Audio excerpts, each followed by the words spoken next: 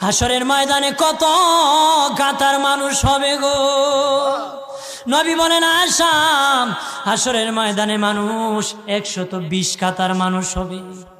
কয় কাতার? আয়েশা রে, হাসরের ময়দানে 120 কাতার মানুষ হবে।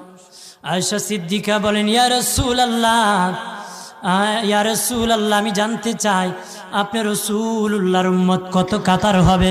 নবী বলেন আয়েশা, আমি রাসূলুল্লাহর উম্মত একাই 80 কাতার হবে। আয়েশা বললেন ইয়া রাসূলুল্লাহ, দিনের নবীজি 80 কাতার দিয়ে আপনার উম্মত হবে, আপনার উম্মতকে কেমনে আপনি চিনবেন? নবী বলেন আয়েশা রে, আমার উম্মতকে 3টা পরিচয় আমি চিনব। 1 নম্বর পরিচয়, আমার উম্মতের কপাল থেকে নূর চমকাবে, নূর চমকাবে।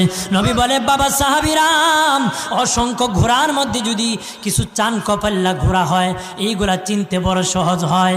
চান কপাল্লা ঘোড়া চিনতে বড় সহজ হয়। হাসরের ময়দানে আমার 1 প্রকার উম্মত চান কপাল্লা হবে, কপাল থেকে নূর চমকাবে, নূর চমকাবে।